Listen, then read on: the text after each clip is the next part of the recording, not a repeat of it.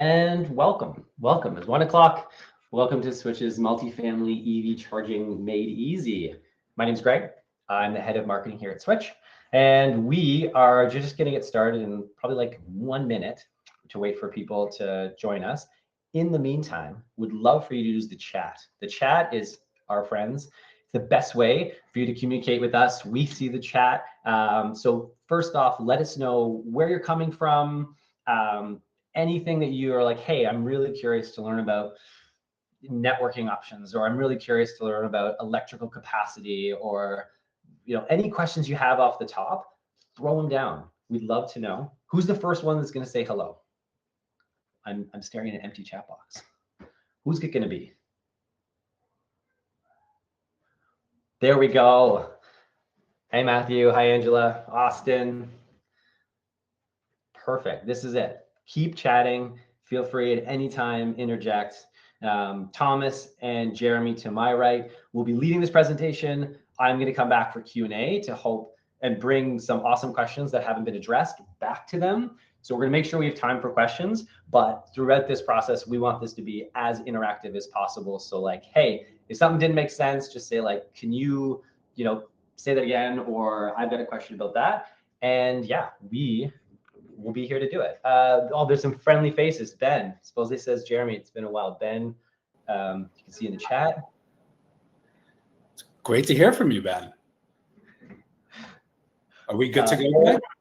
Yeah, we're good to go. Edward's looking for some whole panel monitoring. Interesting. Okay, let's see if we can get to that. So I'm going to bow out. I'll be on the chat, and I'm going to hand this over to Thomas and Jeremy. Take it away, guys. Sounds good. Well, hello, everyone. Thanks for tuning in to our Multifamily EV Charging Made Easy. I'm Jeremy Cohen, Director of Real Estate Partnerships here at Switch. It's my role in the organization to work with developers and owners and operators of real estate to help them with their EV charging strategy. Over to you, Thomas. Hey, everybody. Thomas Martin here. I'm the Director of Sales Engineering. You can think of my role as figuring out how to get EV charging into buildings at scale. So I live more on the technology and solution side, and hopefully today I can give you a good picture of what tools you've got available in your wheelhouse to get EV charging in your building in an economical way. Great. So just the agenda for today, we want to make use of everyone's time. We're going to start with why EV charging now. I know a lot of you've seen in the news, maybe you guys have some EV cars, maybe you have EV chargers, maybe you don't. We're going to summarize why the time is now. The plan, a ton of key questions to consider, things that I see out every day, things that Thomas sees every day. Thomas is going to take the time to dive into the hardware and the software, what we call the system. And then lastly, we're just going to recap pretty much what our ethos is when it comes to the plan, installing, managing, and servicing, kind of brick by brick. So about Switch, just for some of you who do not know who Switch is, we have over 10,000 chargers deployed on the Switch network. We are all over North America, Canada, USA, Puerto Rico. We have a remarkable uptime of 97.5% of charger uptime. And we got started in the multifamily space. You can see a picture of our CEO, Carter Lee, who founded our company back in 2016. And since then, we have just grown tremendously. And we're just very fortunate for a lot of the real estate groups, the owners, the operators, the developers who trust us with this incredible amenity. So as a whole, we are an end-to-end solution. We are designed for multifamily properties. And as I said before, our ethos lies in the design, the quote, the install, and the manage. And if we were going to leave you guys with something today, we want you to just remember those 4 pillars of how we look at the process as a whole. So moving on, why now? And again, I'm sure a lot of you have seen EV charging in the news. Maybe some of you have EV cars, but really the time is now because there are so many things happening in this space that are very, very encouraging. And if Thomas goes to the next slide, you'll find that EV sales are projected to hit 53% of all cars by 2030. That's a big jump, and we need to be able to prepare for that. And with that, comes 80% of charging is happening at home. So people want to charge their car where they live. They don't want to rely necessarily on fast chargers that are out there in the public setting. And the reason the time is now is because there's 284 active multifamily incentive programs. That is a lot of potential opportunity for owners and operators to take advantage of free money that is out there. The time is now. And I joke, but I say this seriously. Grab the money with both hands because the well will run dry. So take it now. So just some key questions to consider. I wanted to share this with the group because I see this all the time out there, and I think it's just really beneficial to think of just as a whole. So some of the things that I hear are what type of chargers are available if you are completely unaware of the EV charging landscape, and how many do you need? So we'll start at the basics. There's your level 1 EV charger. This is really more designed for your single family home setting. Those that are very fortunate to have a garage, they can easily plug in their car overnight. And the level 1 is a slower charge, upwards of about 24 hours. Not really what we're going to be spending a lot of our time today talking about, but it's important to share. What we will be spending a lot of time talking about today is the level 2 charger. Perfect for multifamily, or what we call multi-tenant properties, where you have drivers dwelling for about 4 to 6 hours at a time, whether they're plugging in when they come home at night after work and they expect a full charge in the morning. We will spend more of our time talking about this charger later on in the presentation.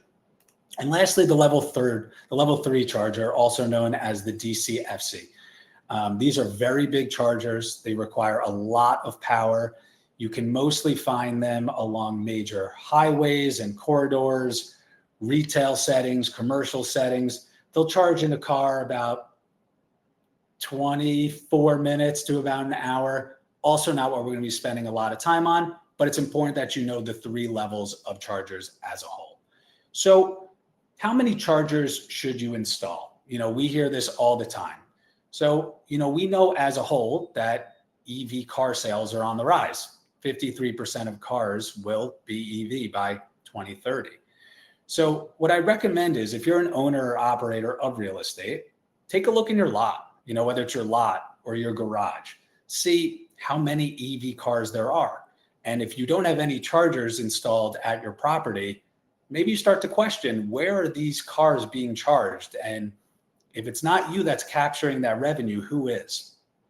And lastly, take a survey of the tenants. Again, if you're looking in the lot or you're in the garage, send out a survey monkey to the tenants, and ask who has an EV car?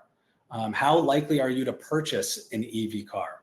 And if we, ownership, were to put in EV chargers, would you use them? Would you feel comfortable charging at the property? Do you find use of that? So just some things to consider. And then there's always the question of how many chargers can you actually install? Each asset, each property is totally different. And it's really important to begin and assess that electrical capacity. Because again, a lot of these buildings were not designed to have EV cars and EV chargers in them, depending on the variety of the age of the building.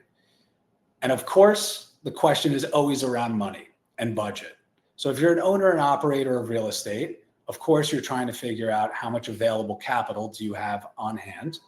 You're always trying to figure out your payback period. Maybe you're looking at this as an OpEx versus CapEx. We see different ownership groups and operators look at this way differently than one another, and each have their reasons for that. And lastly, what are the incentives and available credits that are out there? Because we definitely want to make use of it because the time is now. So with that, there's just a little high level overview of what I'm hearing out in the field. We're going to take the time, and Thomas is really going to take the time to dive into the system as a whole, the hardware, the software, everything that makes EV charging. So over to you, Thomas. And actually, before you get into that, Thomas, would love a question I got posed. Can you walk through an example of a multifamily property and how they kind of assess those initial questions before moving into the system? Yeah, there's a number of things we're going to look at when we walk into a building, but generally the the frame of mind is we want to look at what's existing. And then since the building was built, what upgrades or what technologies were brought to either consume more electricity, whether you're moving your heating from gas to electric, for example, or the other direction. Maybe you did an LED upgrade and you've got excess capacity. So we're going to walk in and kind of spell all these things out. And I think the goal is solving the unknown of what is actually happening in the building today. We've got plenty of case studies that we can dive into. And I think as I go through our system, hopefully I can give you a picture of what that looks like. We're going to come at this from the perspective of how do we go from 0 to 1 in getting EV chargers in the building, and all the questions you're going to want to ask yourself when interacting with vendors, whether it be Switch or other companies. And our goal here is to educate you with the and give you the right tools so you can be asking the right questions that might be unique to your building. And so when going down the path of procuring EV charging in your building, we usually start with, can I just buy a level 2 charger, install them, and just allow them to start charging? And the reason for this is there's many chargers on the market, and there's quite a spectrum of the solutions you can get out there. And so taking that into account, we've put together what I consider 4 pillars of the entire solution that you're going to want to consider. We've got EV chargers in the infrastructure, so everything hardware related as well as the electrical. We've got the software to manage them. We've got the EV driver experience. Let's think about, okay, how are my tenants going to interface with the system that we install?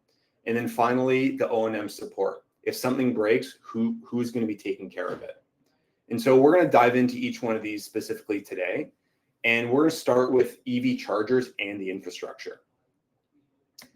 You're going to want to ask, what should I look for when purchasing a level 2 charger?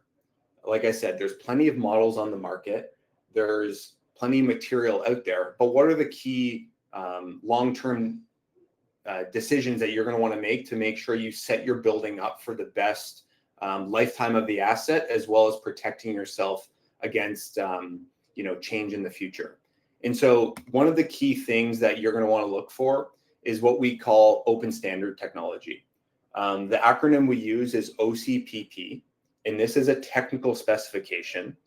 And what this allows is you, the asset owner and operator, the ability to take that charging station and be able to source a variety of different service providers to operate that technology. And the benefit here is that if you buy stations from one company and they're OCPP certified, you can take that charger and move it to another network. The analogy I like to use here is it's no different than taking your cell phone and moving from Verizon to AT&T. The benefit here over what we would call a proprietary technology is that if you do want to move service providers, you do not have to rip and replace that physical hardware, which can get expensive. And so from our perspective, knowing the expected lifetime of these units and the investment length of some of these installations, you're going to want to be thinking 5-10 years down the line, where you're going to want to link up and give yourself options in terms of the management side. At Switch, we've got all the big vendors under our umbrella. Our approach to hardware procurement is we're going to want to find the unit that's best fits the needs of the building, whether it's power capabilities, it's got a single head versus dual. And our goal here is almost providing a bit of a recommendation on behalf of the building, seeing that we work with all these brands very closely. So now, what other considerations should you consider in addition to the EV chargers? So we talked hardware, there's a bit of a spectrum, and you can always lean on Switch to make the best recommendation, whether that you're purchasing through us or you're purchasing through a third party. There's also the electrical. We're going to get into that in a minute. But the name of the game here is, how do I deliver energy from the electrical room or where I have that electrical located in my building to the parking spaces, getting power from point A to B? We're going to want to think about, how do we allow the system to connect to the internet, to allow features like access control, billing, payment, as well as access for the EV drivers to use this interface. And finally, from an operator standpoint, what software am I going to want to rely on to do the management of these devices in my building? And we're going to dive into some of the specifics in a minute. So now the second pillar I want to touch on is that software. And so at a very high level, why do we need software? Why can't I just install these non-network chargers and let them go? The term we get is, why do I need software to control something that is, in other words, a really big electrical outlet? And so the reason for that, or at least the questions you're going to want to ask yourself, are who can access these chargers in my building? How much revenue is going to be collected by these chargers? How does a driver pay for the electricity that they're going to use? What happens if all of the chargers are on at the same time?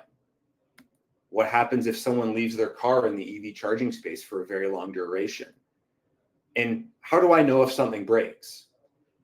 That is why software is required for large EV charging installations, is because without the insight of what's happening to those chargers, you're in the dark with how they're being used. You can't bill for electricity, as well as if something breaks, you're relying on an EV driver to find that problem and report it. Whereas with our system, and especially in the software side of things, these issues can be automatically detected so that the EV driver doesn't potentially pull up on a station that cannot be used. I know in my experience, I've come across a few EV chargers over the years that did not work, and it was such an inconvenience to my current routine that I just simply don't go back to those chargers anymore. And so that is why software is a very important piece, and it forms its own pillar of one of the 4 pillars that we're discussing. And the key features that you're going to want to pay attention to are access control. Are these going to be private or shared or even individual? Do I want to have different rates, whether it's time of use pricing, time of day, demand charges? Do I potentially want to install or implement loitering enforcement? So in order to get the best use out of those spaces, I want to make sure that people are charging and leaving when they're done. And finally, having all that data at your fingertips in real time so that you can be checking in every month, every quarter on, okay, how are these EV chargers in my building being used? And fine tune those policies based on the behavior. And so the goal here is pairing everything together. The property can best optimize the usage of those parking spaces without having to allocate additional resources like security or monitoring. When we start talking about electricity in the building, the question we get asked a lot, or one of the questions that gets asked across the industry, is the buildings we operate simply weren't designed to handle the amount of electricity that these EV chargers are going to consume. And if we want to bring EV charging to our building, we're going to be faced with hundreds of thousands of dollars worth of new infrastructure. And the answer is you don't have to go down that path. There are other options. But first, we're going to want to identify how many chargers do I want to install?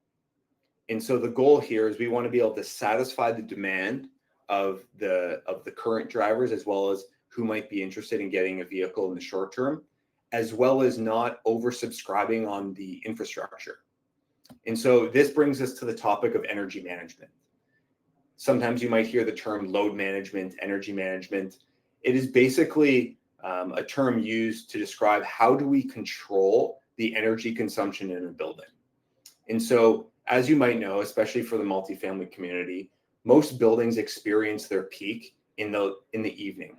Everyone's away at work during the day, comes home around 6 p.m. Everyone starts cooking dinner, turning on the AC, etc. And so adding EV chargers to this peak isn't going to be a very long-term scalable solution. And I'll give you an idea for why that is. So right now, if you were to allow EVs and EV chargers to be installed in the building, they're simply going to come and add one by one until you exceed the capacity of your building. And this is going to be a really small number. It could be a handful, 2 to 4. And so the problem here is that you might install 1 or 2 today, but you're really kicking the can down the road in terms of addressing the problem of total energy consumption. And so if we allow EV drivers to charge at a time that coincides with the building peak, things are going to get really expensive very fast. And what I was alluding to earlier about avoiding those major infrastructure upgrades, what I mean is if we can control when charging happens, there's a lot of savings to come. And at Switch, what we're able to do is use our load management system to better distribute when charging happens, keeping the total energy consumption within the range of what the building is designed for. And what this typically means in practice is charging the vehicles when the building is not experiencing peak demand. And so in this figure that I've just run through, you'll see that mainly coincides with charging, after 11 p.m. once people are sleeping. The goal here is not to charge vehicles slow, but it's to avoid the costly infrastructure upgrades if you were just allowing everyone to plug in and charge whenever they like. And so our design criteria when looking at a building and a system is we want everyone's vehicle to be charged by 6 a.m.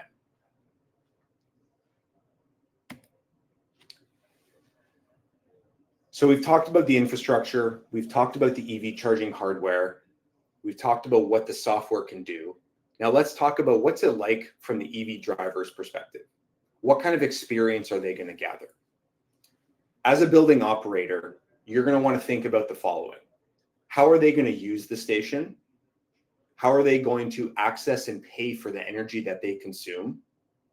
And if there is a problem with that transaction, who are they going to go to get help? At Switch, we have our mobile app that can be accessed in a number of ways. But this is mainly designed to be very simple. You don't have to make an account. You can always check out as a guest if you want. No membership or subscription fees.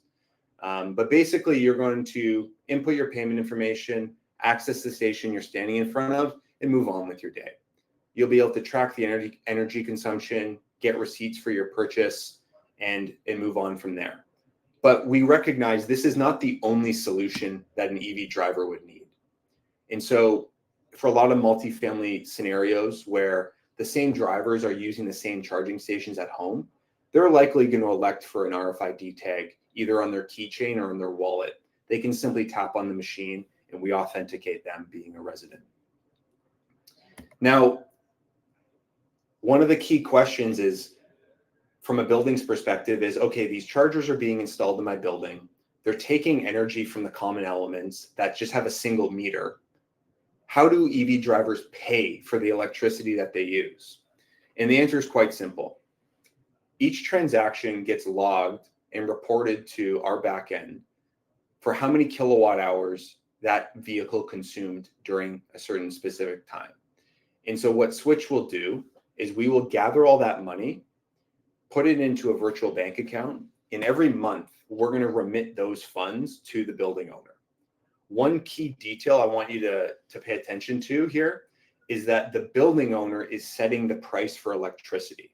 And what typically happens here is that the building's going to go look at their utility bill and they're going to match the rate that they're paying for the entire building, whether it's a bulk rate, whether we're looking at demand charges, or even time of use. We can mirror that on the billing structure for the drivers.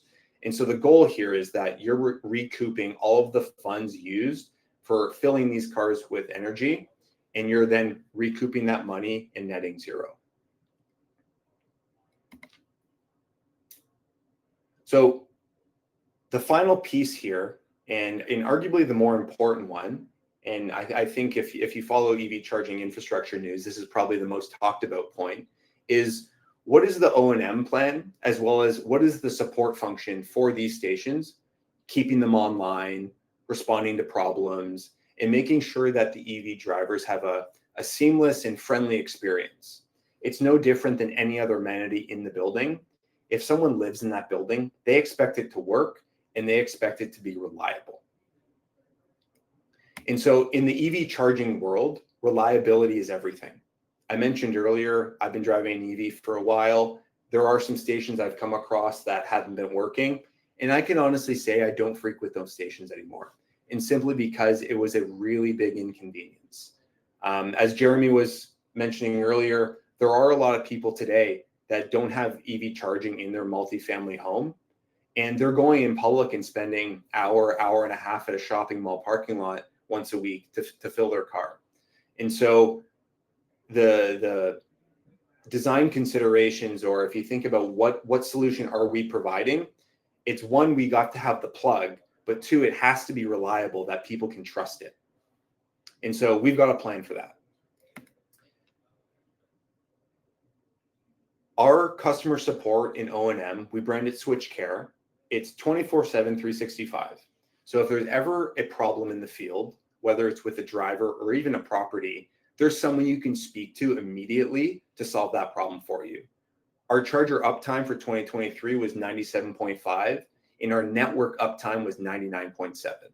And so there is a huge focus on maintaining these stations such that when someone pulls up to them, they can work every time, and they're a reliable, trusted source for the driver to fuel their vehicle. So passing it back to Jeremy, I think we want to talk, maybe use our remaining time for questions, as well as just talking about, okay, we know what questions to ask. We know what the solution roughly looks like, but how do we put this into practice? So let's maybe dive into that. Yeah, great job, Thomas. We covered a lot of ground right now, so we kind of just want to wrap that all up in just a clear, concise plan for those of you that are looking to do this, for the first time. So again, it was about the plan itself, looking at who's at the building, your tenants, your residents, who has EV cars, looking at that actual demand now, and also potentially putting out surveys to see what that looks like for the future. But also remember those generous incentives and rebates that are available, because again, we definitely want to take advantage of those. So on the next slide, you will see a great snapshot, a tool that we use here at Switch, where we're able to identify all the incredible rebates and incentives that are available. And as I said at the beginning of the presentation, there are about 284 multifamily incentive programs that are out there that the Switch team has identified, and we are using to help owners and operators across all of the states. Now, as you can see, California, extremely bullish. There's about 100% rebates and incentives available. And then across the country, you can see some of the other states that are very bullish on this as well. And we just wanted to show a little snapshot of some of those at actual hard money that is being deployed per charger, per port, some that are coming from utilities, the state, the country, the zip code. So while that's a lot to digest, by no means feel as if you are an expert. Lean on us. We are here to help. We do this every single day. So outside of the available incentives and rebates, there is the federal tax credit, also known as the 30C tax credit, which is available, which will fund up to 30% of a project, or up to 100% or up to 100,000, of the project for ownership groups. And that is valid up until 2032. Again, lean on us to identify some of those, because it does get a little granular when you start to look into what city, what state, what zip code is available. But we're happy to help with that. And again, we're going back to the installation process. So you have the plan. We identified the plan, who's in the parking lot, who's charging, how many chargers do we need to look to install, what available incentives are there. Now the installation process, going back to what Thomas was saying, working with a contractor who is experienced in EV charging is a must. There are a lot of groups out there who are trying to enter the EV charging space who have not deployed chargers. There's so much to look for, as Thomas made it look very simple, but there's a lot of stuff that's going on behind the scenes to make sure that it is a seamless installation process. So you want to work with the trusted professionals who do this every day. And again, you want to be forward thinking, because it's not just about implementing chargers now, it's about forward thinking, how many can we put along the way so we can future proof and we don't need to reinvent the wheel. Do it now. Managing. This was everything that we spoke about, and I would say the hands down the most important aspect of today's presentation is, again, one, manage the expectations of the residents and the community, gauge that interest, see what's going on, so that way you can best deploy. But on the management side, manage the asset and manage the chargers that are assigned to that asset through the smart software that Thomas spoke about. Make sure you have visibility into all those chargers. How much revenue are they producing? Where are they located? How are they performing? Who's charging at which charger? So on and so forth. And lastly, the service end. Thomas hit the nail on the head. You want to make sure that these physical chargers are covered, whether it be under warranty, which is absolutely available, or ongoing care packages as well, to make sure that there is charger uptime. So with that said, to wrap this all up in a bow, Switch is an end-to-end turnkey provider. We will help plan with the appropriate electrical sizing, the layout, the hardware options, the incentives. Again, there's so much that goes on. You don't need to go at this by yourself. Lean on the trusted advisors. Again, we have over 10,000 chargers deployed out there on the Switch network across the United States and Canada. You want to install with the right people. There are contractors and vendors that are out there who are saying that they can install EV chargers and maybe they have no experience. Let us help you install them. We know what to look for. That manage piece is absolutely crucial. You want to know that these chargers have an uptime of 24/7, 365, and have that customer technical administrative support. And lastly, the service. Again, you want to make sure that you are protected and that these will last for many years to come. With that said, we have about 15 minutes, I think, left for questions. So I definitely want to thank everyone for joining today. There are a ton of questions that are going on the chat, and I tried my best to answer a bunch of them while Thomas was talking, but I know there's a bunch that have not been answered yet. So welcome back, Greg. Yeah, hey, this has been awesome. Thanks so much for all that. And yeah, some great questions I want to get at. Keep dropping more questions. Let's go first. Let's go first with some costing questions. So generally, give us a range. So, level 2 chargers, the infrastructure required. I know the answer is the range, but like if you're giving people a little bit of like a dial, give a sense of how much it costs. Yeah, and obviously there is a spectrum. On the low end, you're looking, north of $500 per unit. That can be for the more basic units. Some of the stuff that's primarily used for the private side of multi-res, where it can range up to the more, public-facing pedestal versions, which are probably closer to, $2,500, $3,000, and that'll have 2 heads on it. And so it's a bit of a range, but it also depends on the context. So you can buy the specific charger for, sub $1,000 these days, as well as look at getting some of the more expensive ones that would be, side on a pedestal, cable retractors. Those would be, closer like, $2,500, $3,000 per pair. And let's go to uptime and networking. So a couple questions around like what happens if the building's Wi-Fi goes down? In the same vein, Dov asked, I found our building's Wi-Fi signal isn't great in the parking area. Is that a big problem? How do you get around that? Yeah, there's a few things we can do. The short answer is if the Wi-Fi goes out, everything is okay. The cars remain charging. People can still access them. The units are equipped to basically authorize transactions, even if they do not have connection to the internet. I know this historically has been a problem in the industry, and there's a number of ways that things could go wrong, but glad to say the hardware's come a long way. And if the Wi-Fi goes out, business as usual. If you are looking to open that Wi-Fi up to the drivers to access for, whether it's security purposes or even just accessing their phone in the parking garage, we do have that option. The hardware we're providing is, the most reliable on the market, and that's kind of the key is if we are doing connected stations, we're going to want to make sure we take a really good signal, whether it's hardwired or from a cellular network, and broadcast that throughout the parking garage. And leaning on that same kind of concept of connectivity, Kevin asked, does Switch have any products that manage power at the unit level and at the electrical room level, such as like for townhouses? Yeah, good question. So there's multiple tiers and levels of energy management that we can get into. The tier 1 would be doing it at the charger level. Tier 2 would be doing it at the circuit level or the electrical panel level. So that means we can oversubscribe on how many chargers we put on a panel. There's a lot of savings that can come there. And then 3, we can also do this on the building level.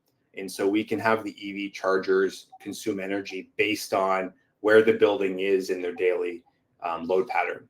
And so that's kind of the secret sauce here at Switch, is being able to take real-time energy data into account for when and how we allow these chargers to charge the vehicles. Great. Let's shift over to revenue, making money. So there's been a couple questions. One around like charging for kilowatt for energy. Can you charge whatever? Do you have to charge? Like, can you make a profit on the energy? And then I guess the bigger question is like, is there profit to be made for multifamily properties in regards to charging? Is it just a cost? Can it actually pay back? And then the third piece of that pricing is like, do you help formulate pricing strategies for building owners based on like payback and stuff like that, modeling? Yeah, I can start this one off, Jeremy. Typically, we like to coach properties to think of the pricing structure as a way to recoup the money spent to maintain the system. And so the reason we don't like to sell it as a profit center immediately is because, one, it's heavily dependent on usage, and we don't know your building as well as you do. And so I think our approach is, okay, let's gauge demand before we start talking profit. But we have to remember, in a multifamily context, there's a fine line between people charging elsewhere, and let's just say using the public charging network and using market rate, versus what's happening in the building. And so we find people like to find the cheapest rate, in that it does make the most sense to have it in the building. So it does put a bit of a cap on, I'll say, the acceptable rate that residents are willing to pay. But yes, there is a bit of a margin that you can assign on top of the cost of energy to make sure that you've got a little bit of cushion to, whether it's replace a cable or, do some minor upgrades, things like that. And we've seen multifamily buildings specifically, like some in California where the electricity rates are pretty high. They've been generating revenue over and above, like their payback period. Some of them are like less than 3 years. Full cost, because of the fact that they're adding some margin on top of the electricity, and because there's a lot of electric vehicles that, like, when you spread the revenue over cost of the installation, like, it's not possible for sure to be making money and making a decent payback on the investment. That's not everybody. That's not every case. Could be upwards of 5 or 10 years, but it all depends. And that's the kind of stuff that these guys and the team at Switch will help model with you hand in hand to figure out what's optimal, what's an optimal situation, loitering fees, different fee structures. Like that's their world. So anyways, back to more questions. There was a really question about clipping and cutting. So cutting cords, is that a big deal in multifamily? If it happens, what happens if like the cord gets cut? Yeah, and so we typically only see this issue in outdoor locations. If the unit is in a secured parking garage, whether it's in the basement or a parking structure, the rate at which cables get clipped is a lot lower. There's a number of things we can do. If you have the cable on a retracting system, it does deter people from cutting the cables, because you're not going to get the whole thing. So the value of the cable isn't necessarily as attractive. But it's an unfortunate, piece of the industry. And quite honestly, we only get, a handful per year. It's not an alarming rate by any means. Great question. Let's talk about switching to NACS. The question is, will your L2 stations be switching to NACS in line with the OEM transition? Yeah, absolutely. First off, can you give people a high level what all those words meant? Sure. So you might have read in the news in the last year, a lot of the American OEMs are moving over to the Tesla standard in terms of the shape of the connector. NACS or NACS is the short answer for what we call that. And basically, we will be transitioning all of our stations to that, but at the request of the building owner. And so we realize there's quite a large existing portfolio of charging stations, as well as vehicles on the road today that still have the outgoing standard. And so we don't want to strand them. But with 2025 models all moving to this new standard, we're going to be offering every building the choice to upgrade their units to the NACS standard as they see fit. We don't want this to be a huge cost to the building. And so for all existing stations, we've developed a solution that, for sub $100 can convert any station to NACS capable. And the goal there is that we don't want to have to replace cables. We just want to give them the adapter offering. Great, thanks for that. Jumping a bit to financing and budget and incentives. So that map that you showed, Jeremy, is that accessible?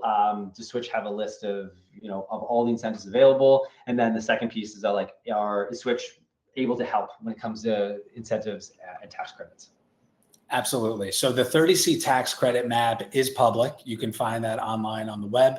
And then there are a slew of incentive and rebates per city, per state, which we're very fortunate to have a good database of. So if you're an owner, an operator, whoever asked the question is interested in seeing what's available in your specific area, please reach out. We will look at it. Our team looks at these every day, and we want to make sure that we're applying for them and we're maximizing it, because it does make a huge difference on the project costs.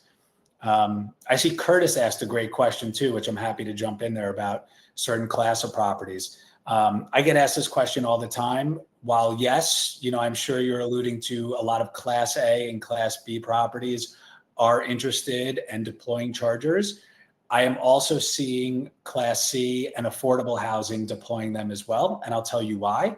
The first part is the available incentives and rebates. There are also some very generous rebates and incentive programs towards disadvantaged communities, which should absolutely be taken advantage of. And lastly, the car market as a whole has shifted. So it's not just necessarily these luxury car manufacturers that are making electric vehicles. Electric vehicles are being made for every type of car manufacturer now. So before long, I'm sure you will start to see, your residents, no matter what class property they are living in, will have some sort of electric car. It doesn't necessarily need to be a Tesla or a Mercedes or a Porsche. It can easily be a Toyota, Mitsubishi, whatever it may be. So all of the asset classes are getting accounted for in that. Awesome.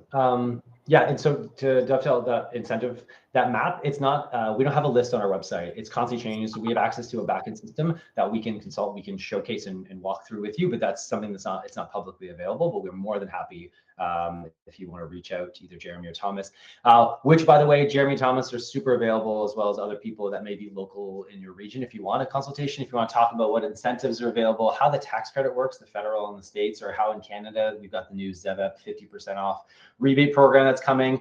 You can reach them on LinkedIn. We'll also be sending an email to everybody here with the recording, as well as our contact information if you want to reach out with more questions, because this was an awesome thread of questions. I'll just go through the last few, but we got 2 minutes left. So if you've got places to be and otherwise, feel free to drop off, but I'll finish with the last ones here, and definitely get in touch if you've got more. There's a couple around tier 3 load management. Edward's asking about more information on tier 3 load management as an installer. Yeah, I'll give you maybe a quick summary. We can definitely connect, and I've got plenty of material that we can send. But basically, you can think of load management from the installer's perspective. You take a fixed amount of energy. So let's say you go into a building and you say you've got 100 kilowatts. We can program the charging stations to never exceed 100 kilowatts under any circumstances. We can also do this, and this is what we mean by tier 3. We can do this dynamically, where we can put CTs on the incoming lines to that panel, and the available capacity for the chargers will grow and shrink based on the consumption of the other loads on that panel. And so there might be periods of the day where that panel is maxed out, in which the EV chargers won't have much power to draw from. But in the evening hours where that panel might be underutilized, the EV chargers can make use of it. And so the nice thing about that is you're likely going to avoid a transformer and panel upgrade, and you can make use of what's existing.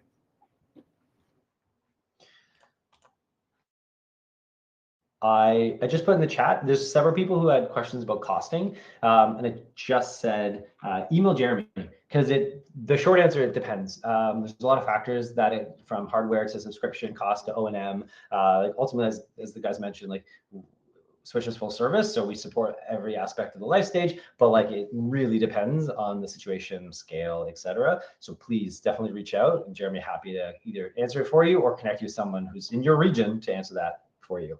So yeah, it's a 1:45, guys. This was fantastic. Thank you guys for the questions. The engagement was awesome. And this is just the beginning of a journey for some of you. Let's help us on your journey. Reach out, figure out how we can help. We've got lots of great content on our website, and we've got a team who've been doing this for years and would love to help with a 15-minute phone call or any way we can help you guys on your journey. So otherwise, have a great day, and we will be sharing this information shortly. Bye, everybody.